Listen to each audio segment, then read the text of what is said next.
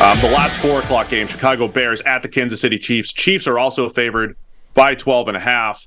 A pretty dramatic day at Hallis Hall yesterday in Chicago. All sorts of stuff happening. Defensive coordinator Alan Williams resigns. Nathan Peterman was released and brought back. But Justin Fields, speaking to the media, basically says, I'm thinking too much. When asked why, they asked if it was the coaches. He said, no, it's a coach. It was like a whole the whole media cycle happened around this. Yes. I mean, Justin Fields was just being honest, and all he was doing was describing exactly what we were seeing on the field. Is he's thinking too much about something because he's missing open receivers, holding the ball for 5 or 6 seconds and taking negative plays. Something is off there, and I think he was just trying to convey that in his media session. Yeah, it's one of those interesting sagas where everybody is wrong. So it starts off, and they're interviewing, or they're asking Fields about, well, what's going on, what's causing you to blah blah, and he answers. The first words out of his mouth were coaching, right? And everyone, at that point, everybody in the room stops listening, right? Because they were like, oh my God, he just said coaching. Quick, fire off the tweet, fire off the report. Headline guy is just chopping up Justin Fields slams coaching for yada yada. So that becomes the story. And then Fields has to walk this back and try and clarify and come out. And he does this thing that has become just a knee-jerk comment now, which is like, you guys, you took my words out of context. You misrepresented. It's like, I mean, they didn't really. You said that. Now, you have to, what you really want to say is, I misrepresented what I tried to say. I was careless with my words, and it potentially sounded like I was blaming my coaches when in actuality I was just trying to describe what I'm struggling with at the moment, yada yada. But they literally printed your quotes. The video was out there. You weren't taken out of context. You simply were sloppy with the words you used, right? And that's why players don't say anything, because as soon as they get slightly sloppy with anything they say, it becomes a news story and it becomes the thing. So, everyone was wrong, right? Fields should have been more careful with what he said. The reporters that seized on that as the thing understood what he was trying to say and instead decided to print something else.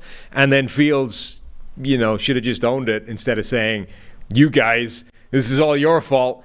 Everyone's an asshole. That was my takeaway from that. And at the heart of it, all he did was describe exactly what we see on film. Yeah. He was basically saying, hey, I've got a lot going through in my head, and if you see this, do that. If you see that, do this. If you see this, do that, right? And Fields was, the heart of it was like, hey, this week I'm going to play free. I'm going to play my game. He's overthinking. Yes, he's overthinking, which comes from the coach, right? The coach is like, hey, if you see this coverage, do that. If you see this thing, don't forget to adjust. And that's why they have 4 receivers out to the same side. He's staring at it and missing 2 open touchdowns and taking a sack instead, because clearly there's too much going on in his brain. Now, is that the coach's fault? Is that Fields' interpretation of how he should read it? Should he already be playing his game and going one read? And I don't know what it looks like, other than Fields claims this week he's going to play freer, play his game, play more reactionary, which is the goal of every NFL player anyway. That's how you want to play the game of football. Yeah, I mean, I've been asking for the week, which is it? Either one of them is bad, but which is actually happening? Is he simply not reading or seeing the correct picture, or is more concerning, is he seeing the correct picture and is paralyzed by this internal analysis and isn't able to pull the trigger on anything? And to me, those comments from him suggested that it's more like the latter than the former. He's reading things okay, but is frozen, can't do anything with it, and is consequently then taking a sack on a play where there were 4 open targets at any point in the play. I do kind of wonder. I mean, I feel like he probably plays better if he just starts playing free. Even if that reduces him all the way down to 1 read and run, we get a better version of Justin Fields than we've seen in the first 2 weeks. The problem with that is, where do you build from there? Because one read and run, it can function in the NFL, but it can't be good, right? So if we expect this guy to be good, how do we build from, he is currently a 1 read and run quarterback, to I'm going to need you to get somewhere over here? And right now you're showing that you can't do that. That I think poses a very difficult problem for Chicago.